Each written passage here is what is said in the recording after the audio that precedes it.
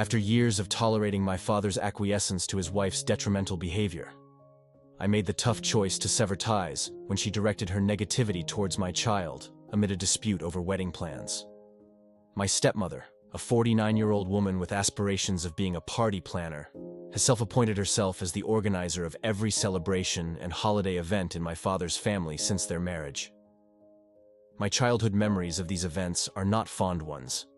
She is domineering and easily offended by any criticism, yet we indulge her to keep peace for my father's benefit.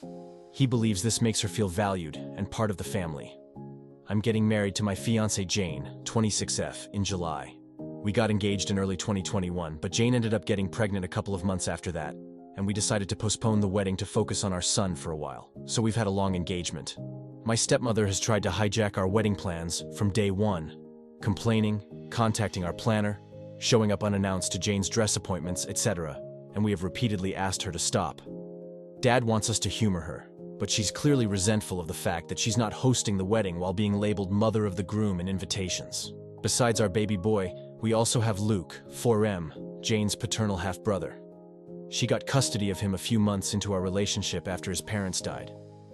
I ended up moving in with them during the pandemic and have been in Luke's life since he was a baby. He doesn't call me dad and refers to us as his sister and his aunt, but we love him like a son. Stepmother, though, hates Luke. She accuses Jane of baby trapping her way into the family. That accusation only got worse after our son was born. My dad gets along with Jane and adores the kids, but stepmother demands he refuse babysitting Luke, so we don't leave the kids with them often. Instead, Jane's brother and FIL usually watch the kids for us, as their children are close to ours in age. We had a thing last Sunday, and my BL was out of town with his family. Jane's other siblings live in different cities, as well as my mom and sister. My dad agreed to babysit at our place, and we left.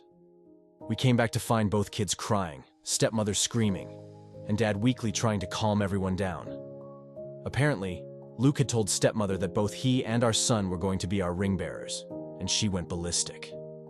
She screamed that she wasn't going to allow that because he wasn't family. She then made me need to include the trigger warning when he started crying. His lip is still split. She'd never gotten to this point before. We immediately banned her from our house and from our wedding. Dad is fuming and has said he's not going without her. He's also convinced half of his side of the family, by severely downplaying what stepmother did, to boycott the wedding as well. This includes my stepbrother, who fully agrees with his mother no matter how many times I try to tell him the truth. Jane and I are refusing to budge, but many of my cousins who aren't coming anymore are asking us to reconsider. Pretty much all of Jane's family agrees with us, but one of her aunts has suggested that maybe stepmother is acting out because she doesn't feel welcomed by my family. I've honestly had it with my family enabling her behavior. I love my dad and really want him at my wedding, but I am more than willing to go NC if it means protecting my family. Edit. I think I accidentally deleted the paragraph where I mentioned this, but we did press charges. We took Luke to the pediatrician the next day and gathered every piece of evidence we had. Not only did we have pictures of Luke's face, but by some miraculous stretch of luck, we also had nanny cam footage. Some commenters were right to assume that my SM hadn't been invited to our house, but my dad hasn't really gone anywhere without her in years, so we took precautions. We didn't expect her to actually do anything this awful, but we've never trusted her with the kids. The physical attack happened off camera, but there is some footage of her screaming and Luke crying before and after the event. She now has a child abuse charge on her rap sheet. We wouldn't let her get away with this. Edit 2. There is a lot of additional info I want to add. I'll try to respond to at least some of the comments. I did not expect the amount I've gotten so far, but all I'll add for now is that Luke is okay. The visit to the pediatrician happened the day after. He already had a counselor. Jane was pretty traumatized when her dad and stepmom died, and was worried it would rub off on her, and will continue treatment.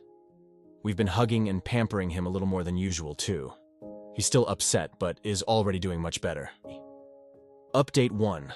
Entitled Step Monster got herself banned from my wedding. I want to thank everybody who took the time to read and/or comment on my previous post. It's been a tough week, but it's always great to know that people care. I haven't been able to reply to every comment, but I will try to address some in this update.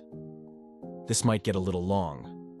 I'll start off by saying that Jane and I are going NC with my dad and SM. We haven't really spoken to either of them since the incident, and I don't plan on being the one to reach out. Any communication between us is being handled by my younger sister. She's completely on our side, but will remain in low contact for the time being. I've decided to adopt Jane's way of dealing with people she cares about. Forgive what's apologized for, but never forget. Basically, if Dad or SM ever truly understand what they did wrong and sincerely apologize, we're willing to forgive them, even if begrudgingly so. But we will never ignore or let them forget what they did to our family. And for the time being, neither of them will be allowed near Luke, our baby, and any other kids we may have in the future, even if we do forgive them. As for the rest of my family, I read a lot of comments suggesting that I post pictures of Luke's face, as well as the nanny cam footage. I'm not very active on social media, but even if I was, I'm not comfortable exposing my injured preschooler like that, especially given that nothing on the internet ever truly goes away. I also decided not to share the pictures with my family unless truly necessary.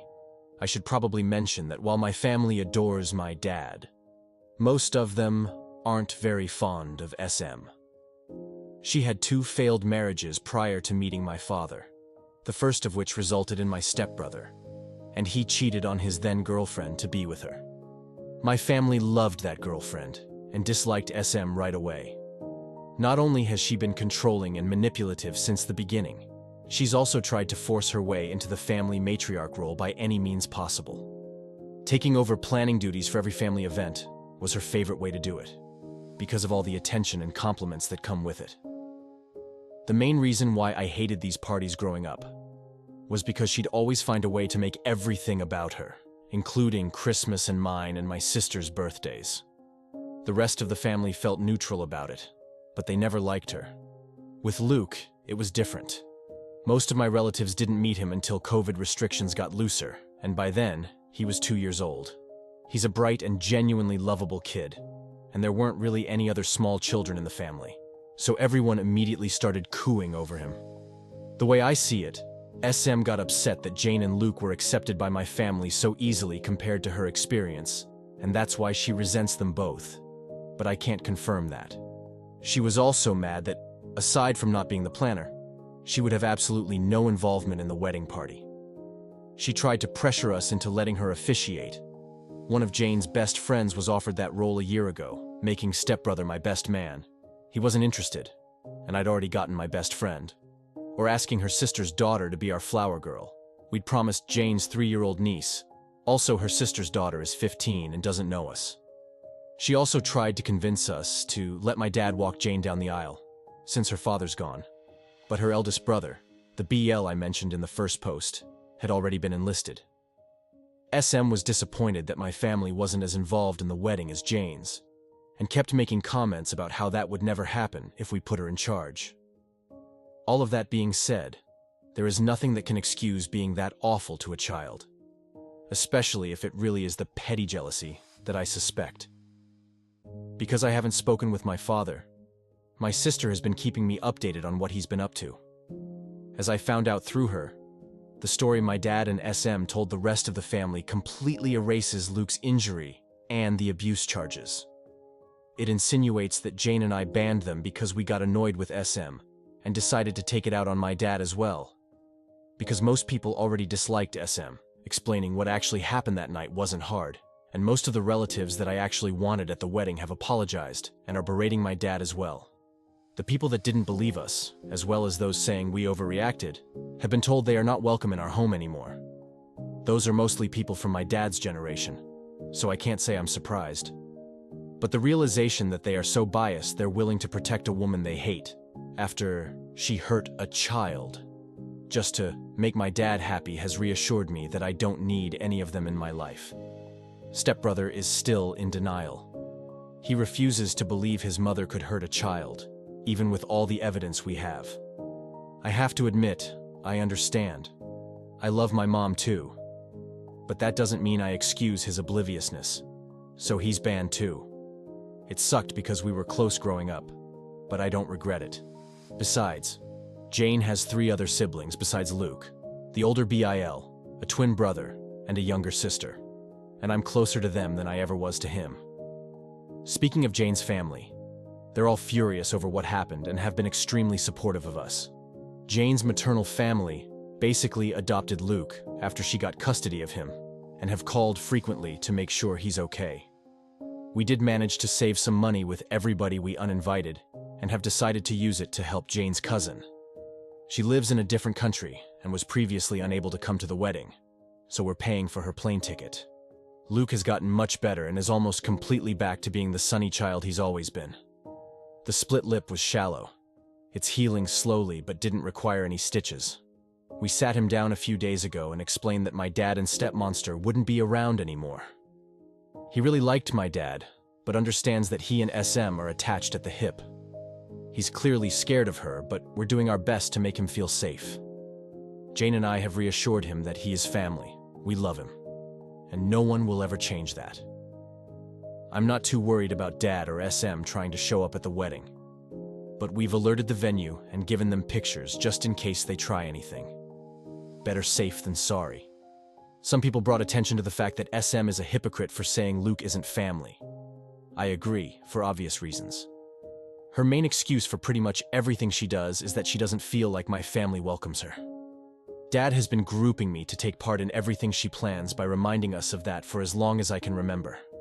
The way he continues to make excuses for her without realizing this is basically a case of the pot calling the kettle black. Except Luke actually is family, is what has made me accept that. While I will always love my dad, it's not healthy or safe for me and my family to be around him anymore. It hurts to know my son won't have his only remaining bio-grandfather in his life, but he has 2 amazing step-grandpas to make up for it. For now, I'm sad, but satisfied with how things have turned out. I don't like to complain about my life. It's a mess, but a beautiful one. I love my fiancé, I love my kids, and I'm lucky enough to love my job. We're happy. I'm not letting anyone ruin that. To whoever was annoyed at my censorship when posting on Aida didn't work out, Jane suggested I make the writing less explicit. I'm not used to Reddit yet, so I might have overdone it a little bit. I hope this is my last update on this story, but I'll keep you posted. Again, thank you for all your love and support. Best wishes to all of you. Update 2. SM, my family and my kids. I'll start off by, probably, disappointing a lot of people. We're coming to terms with the fact that it's unlikely SM will get anything more than a slap on the wrist. Jane and I are discussing our next move with our lawyer, but we're still not sure how we're going to move forward. It's too early to tell anyway, so we're trying not to get ahead of ourselves any more than we already have. However, I'm relieved to announce that we're getting started on the process for a restraining order against SM. We're using the same evidence we gathered the week following the incident, including the nanny cam footage and pictures of Luke, and we'll focus on that for the time being. I still haven't spoken to my father. My sister is still in LC, but is seriously considering cutting ties with him. Because my sister is the only one on my side that still talks to him, my father keeps trying to ask her about me, and whether I've calmed down yet. According to her, he's annoyed that half of his family refuses to talk to him, but still doesn't seem to accept why. I told my sister that she doesn't need to keep playing messenger pigeon between me and our father. I never asked her to do it, and it's clearly taking a toll on her, but she insists she'll stop when it feels right. By the way, there is absolutely no doubt whether SM attacked Luke. Not only did Luke say it at the moment we got home, but that was also confirmed by my father in a failed attempt to defend her behavior. He never tried to hide it from us. That, and the fact that he gave Luke an ice bag, is literally the only positive thing I can say about his actions. And SM was too busy screaming about how much of a whining brat Luke was being to deny it. To those who guessed SM is younger than my dad, you get an invisible cookie. She's also 5 years younger than his previous girlfriend. They got together when I was around 15. Also, stepbrother is only a month older than me. She turns 50 later this year. Had him at 21. Married his father a year later. Both our kids are doing mostly okay. Luke's back to running around the house in his Superman costume whenever he doesn't have anything better to do. He did have a few nightmares this past week and has asked to sleep on our bed twice. We don't mention my father around him, and he's still seeing his counselor. Our 14-month-old son has learned 2 new words, hi and bye, and Luke is trying to teach him to say his name. Jane's sister, who moved away for college, is coming over for a couple of days to celebrate her 21st birthday later this month. Luke's excited to see her, and Jane's excited to get drunk with her. Can't say I blame her. We're hoping her presence will cheer us all up. I'm not doing so good, and neither is Jane. She's usually the kind of person who tries to keep her negative emotions to herself, but she cried herself to sleep almost every night that week. It breaks my heart to see her like that, and I can't help but feel like this is my fault. There's a part of me trying to tell me I had no way of knowing SM would do anything like that. But that doesn't really change anything. I allowed my father near my kids unsupervised, even though I knew she'd probably tag along. This is the guiltiest I've ever felt, and I don't think I'll ever forgive myself. Jane has been improving lately, and is trying to convince me to see a therapist. I've never really done that before, apart from a psychiatrist when I was younger, but now feels like a good time to give it a try. I was surprised by a few messages this week from people telling me to forgive my father and SM, as well as re-invite them to the wedding. That's not happening. In fact, I'm not willing to ever forgive SM. My dad has now degraded to a huge enabler, but I will never understand or forget what she did. Also, though the wedding is the last thing on our minds right now, we're not postponing it. We considered rescheduling, but the date we've settled on is pretty much the only one that works for our guests. We have passwords with all our vendors and gave them all clear instructions not to talk to anyone but us. Jane's family is bigger and closer to each other, which is why they're more involved in the wedding than mine. But I do have family participating. My sister is one of the bridesmaids, 2 of my cousins are groomsmen, and my mom is walking down the aisle with the wedding party. Going through all of this with Jane has made me understand even more just how much I love this woman. I couldn't ask for a better partner to start a family with, and I have no idea what I'd do without her. This didn't tear us apart, and I couldn't be more thankful. I probably won't make any more updates until after the wedding, unless something big happens. In the meantime, as always, best wishes to all of you. Update 3. I saw my father and SM for the first time since she attacked my child. I didn't plan on updating again before the wedding, but something pretty huge happened. The good news is, we got the row. The bad news is Jane and I had to see both SM and my father at the court hearing. This was our first time seeing them since we kicked them out of our house over a month ago, and neither of us were looking forward to it. We left the kids with Jane's brother and Phil, so at least Luke didn't have to see them. The hearing itself went a lot quicker than I expected.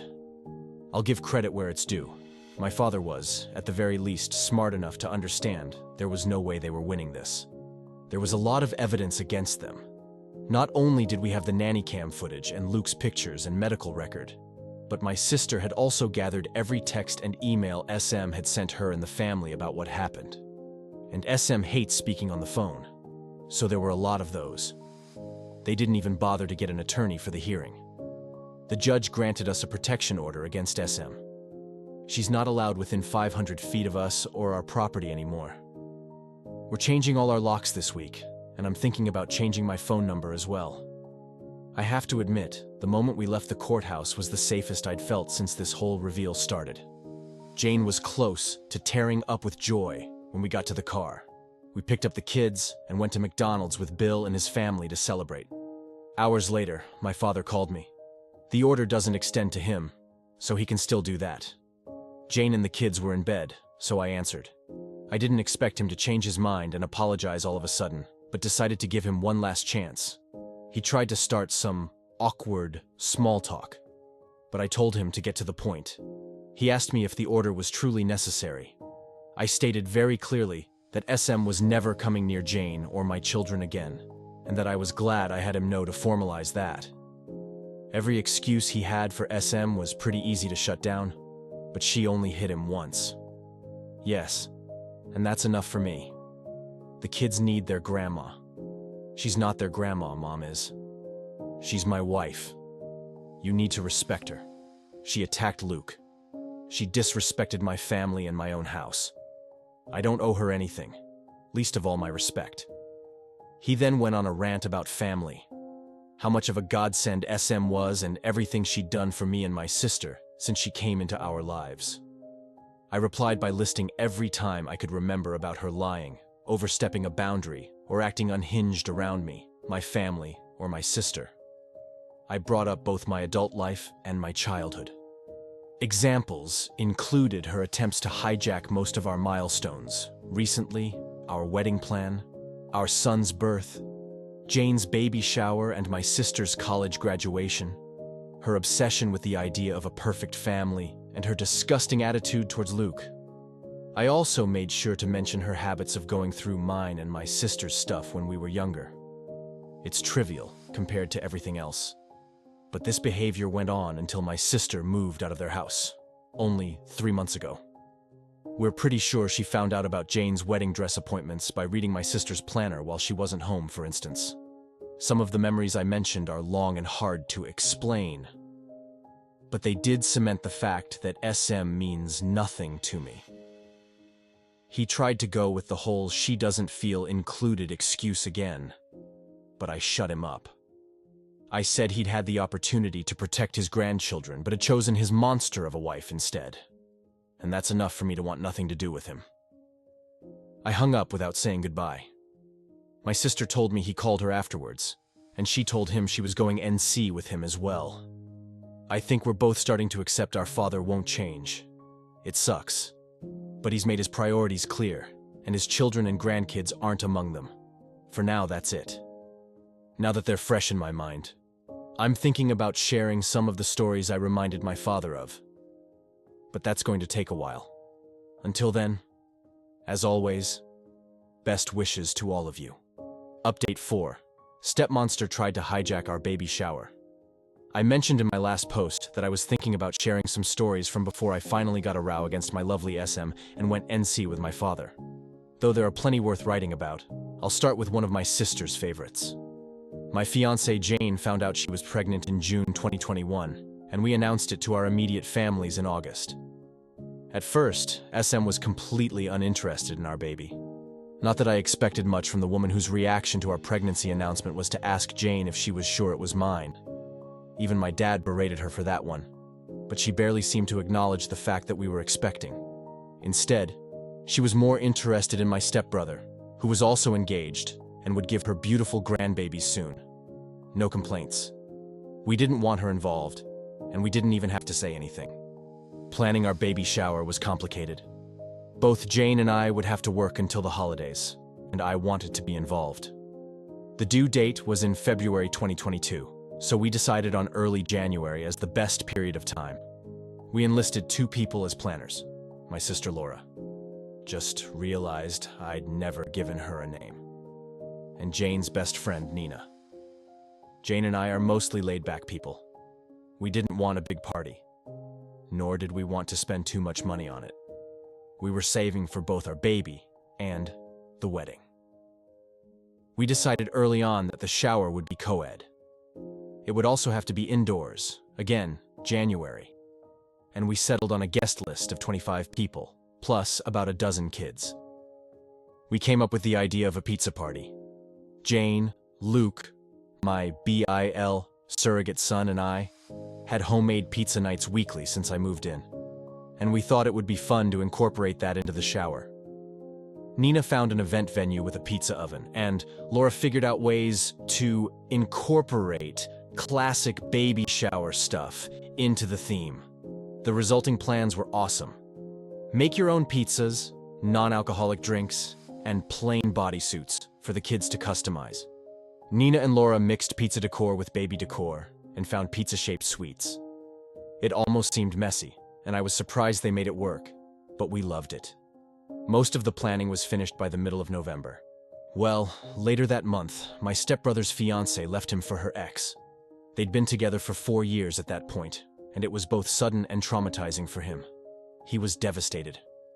SM then realized the grandkids she dreamed of would take longer to come than she'd thought.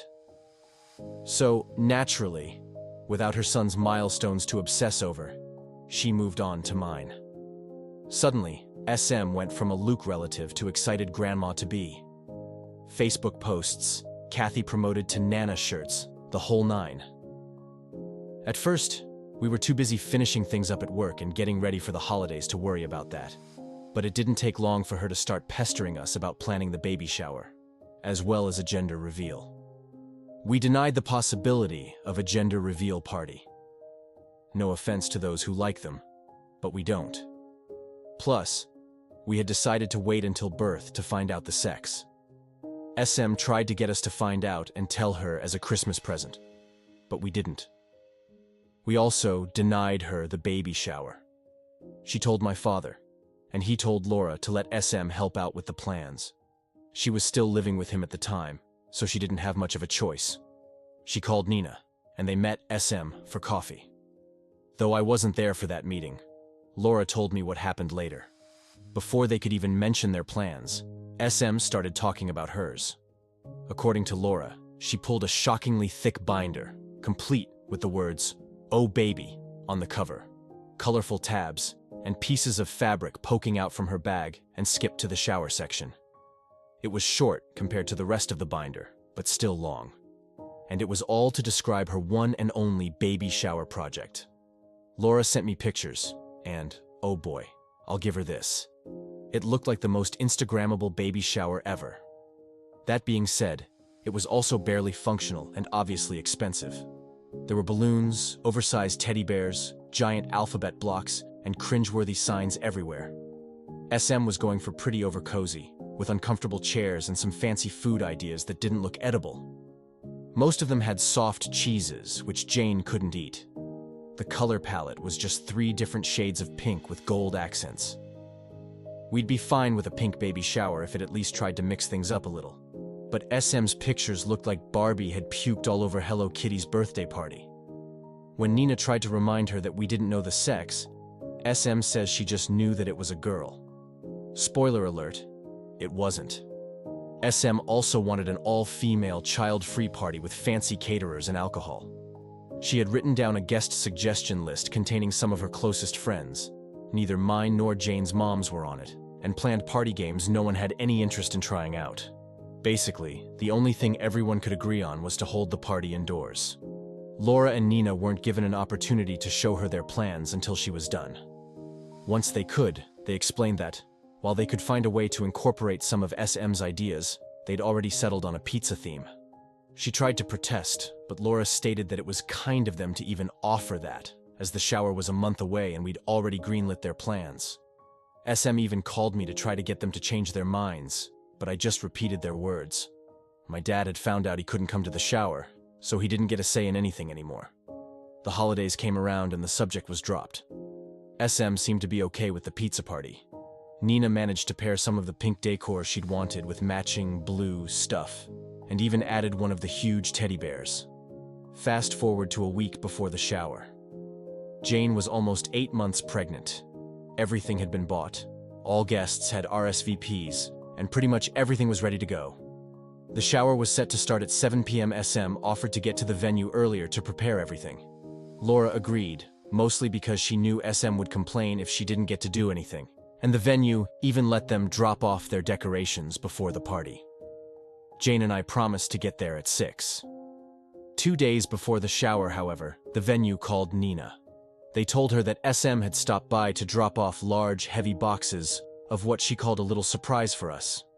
She'd informed them that she planned on showing up at 3:30 p.m. to start setting it up. They were calling to reinforce that the venue was only booked past 4 p.m., since SM almost threw a tantrum when told that. All of the decor was still at Nina's place, so she called Laura to check if they'd left anything with SM. Thankfully, my sister is both smart and used to this shit, so she drove to the venue the next day and asked to see SM's boxes. She told me she wasn't even surprised at its contents when she opened them, but was still shocked at SM's audacity. All of the boxes were filled with pink frilly decorations. Some of them seemed to be the exact same items SM had initially shown Laura and Nina.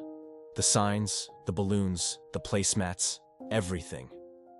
Laura realized that's why SM intended to get to the venue earlier, to set up the baby shower she'd planned and pretty much force us all to party in Barbie hell with her. She called Nina to figure out what to do. Neither of them could come at 4 p.m., so it was almost inevitable for SM to get away. The most obvious solution they came up with was to throw everything away. But Laura had a better idea. That night, they called Jane and me. Hey, want to destroy a party in 2 hours? Laura got home and invited SM to go to a salon with her, lying about having coupons. SM agreed, and they planned on going right after SM was done preparing the baby shower.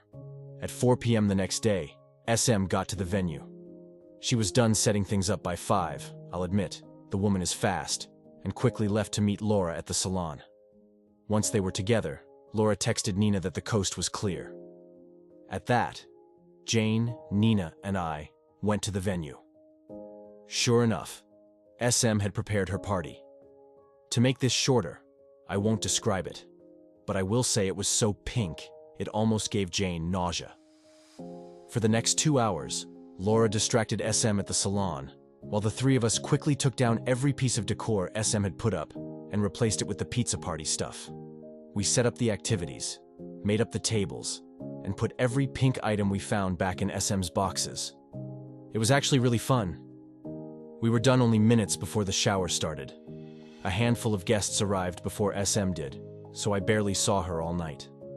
Laura told me that when they got there, SM's jaw dropped as she tried to make sense of what had happened to all her pink decor. My sister just smiled, whispered "nice try" in her ear, and went to help Luke customize the bodysuit. Overall, the baby shower was everything we hoped for. Our friends were there, people had fun, and we had a ton of pizza. So I didn't really care that SM spent the whole party literally sulking in the corner. Nina did catch her trying to put little pink bows on top of the cupcakes, but she quickly shut that down. I give Laura and Nina full credit for saving the day. SM's interest in our baby quickly died after that. She stopped wearing her Nana shirt, didn't come to see us at the hospital when he was born, and refused to even acknowledge that he was a boy, until she met him weeks later. Up until we went NC, she was a very loose definition of the word grandmother. I couldn't be more grateful my son will never know her. Edit 3. The baby shower was at 7 p.m. because it was the only time that worked for everyone. That included the venue, because it was booked for the morning and we needed time to set things up. Luke was the only small child there. All the others were at least 9. Most of the parents there left early on too. Also, though it wasn't child-free and we were prepared for everyone we'd invited, not everyone on the guest list was able to come. Update 5. Stepmonster is gone, and I think it's for good. After being engaged for over 2 years, Jane and I finally got married last Saturday. We're still getting used to calling each other husband and wife, but we'll get there. Hopefully. The wedding was awesome. The kids had fun, our extended families finally met, and we danced so much I could barely stand the next day. Luke took his ring bearer duty seriously and held my son's hand as they walked down the aisle. Besides my aunt getting shit-faced and being let out on a wheelchair, which I already thought would happen anyway, everything went according to plan. It's been 4 months since we got the row against SM. Things have been mostly quiet, and I wouldn't have it any other way. Except completely quiet. But we can't always get what we want. I never really worried about SM showing up at the wedding, especially after the row. It's literally illegal for her to come close to us, and we made it very clear that if she tried, we'd call the cops right away. My friends still warned me to take safety measures, most of which I did. SM didn't show up, of course, but I'm a strong believer that any money spent on security is well spent. So, no regrets on that end. My stepbrother and I wished each other happy birthdays, and he also texted Jane on hers back in June. That's the only contact we've had during these months. He knows that the door is still open if he wants to apologize. My dad has given up on trying to reach me. We haven't spoken since April. He's still trying to talk to my sister, for some reason, but she's ignoring him. A few days after she went NC with him, they had a huge fight over the phone about SM's treatment of us over the years. Insults were thrown, sore subjects were brought up, and most importantly, My father took SM's side on almost everything. My sister called me crying afterward. I wanted to call him and yell at him, but she told me not to. She's doing okay now. She hasn't blocked him, but doesn't take his calls or answer his texts. She's only gotten 3. A weak apology, one on my birthday back in May, and a long rant after neither of us wished him a happy Father's Day. After all, despite our differences, he's still our father. He's not wrong. I love my father, and I always will, but I can't be around him anymore. While I've closed that door, I'm not locking it just yet. He knows what he needs to do if he wants his family back. I don't think he'll do it, but if there's the slightest chance he might, I'll consider opening the door an inch or two. This is my wife's suggestion. I'm a lot less optimistic than she is, but maybe it's important to hold on to that hope. She hasn't forgiven him, though. Or SM. Jane has always been very protective of Luke, so it was no surprise that this disaster shook her. A part of me was scared she'd blame me, but she called me a dumbass when I told her that. I've been in therapy for a few months, and it's helped a lot more than I thought it would. I've realized SM's behavior around me growing up was a lot worse than I always thought, and it's great to finally be able to get my feelings off my chest. Right now, I'm more than happy. I just married the most amazing woman ever, and I have the family I always dreamed of. None of us are perfect, but I never thought life would be this great to me. I'll stick around. Reddit is a lot more than I expected, but I can sleep peacefully now. So, it's safe to say this will be my last update on this. Thank you all for the kindness and advice you gave me these months. I could have never expected the support I got from you guys, and I can't begin to describe how helpful it was. Seriously, thank you all. Edit 4. Okay, I updated too soon. I didn't want to write another post, so I'll just add this here. My stepbrother called me earlier today. Apparently he and SM had a fight and he wants to meet up. I agreed as long as it was just the two of us. We're meeting up for coffee on Wednesday. I have no idea what to expect. But even if he does apologize, I need to know he understands how and why he let us down. Edit 5. I rescheduled the meetup.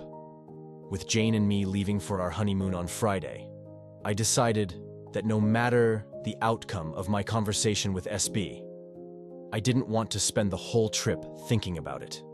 He understood, and we're gonna talk when I'm back. Final update. Stepmonster and stepbrother. Hey guys, I've been away from Reddit for a few months due to some stuff at work, but a lot of people have been messaging me about my stepbrother, so I want to give you a small update. I've been busy and tired these days, so I might gloss over some details. Feel free to ask me anything. I first met my stepbrother for coffee back in August. He had a fight with SM, and the row was brought up. She lied to him about some details, accusing Luke of picking on my baby, bad-mouthing Jane, and more. But this time, he managed to force her to tell him the truth. My stepbrother started to reevaluate his relationship with his mother. After talking to his therapist and his friends about it, as well as the way she'd raised him, he finally accepted I wasn't exaggerating about what she did to Luke. He wanted to talk to me back in June, but didn't want to distract me and Jane from the wedding. My stepbrother and I spent the last 4 months working on rebuilding our relationship. We've been meeting for coffee or lunch and discussing his mother and what she did to our lives and my kids. Jane started joining us in October, and the kids saw him again for the first time 2 weeks ago. Things were awkward between us for a while, but we're good now. He's also making amends with my sister. In early November, he completely cut contact with SM. Jane and the kids are doing amazing. Luke turned 5 in September, and our baby will be 2, holy crap, in early February. We're spending the holidays with Jane's family in Brazil, while my stepbrother stays with his girlfriend. Things are great. That's all. I'm signing off for now. I'll let you know if anything happens. Happy holidays, everyone. Best wishes to all of you. Thank you for watching. If you enjoyed our stories and would like to hear more, please consider subscribing to our channel. Your support helps us continue bringing you captivating tales and new content every week. Don't forget to hit the notification bell so you never miss an update. We appreciate every one of you for being a part of our storytelling journey.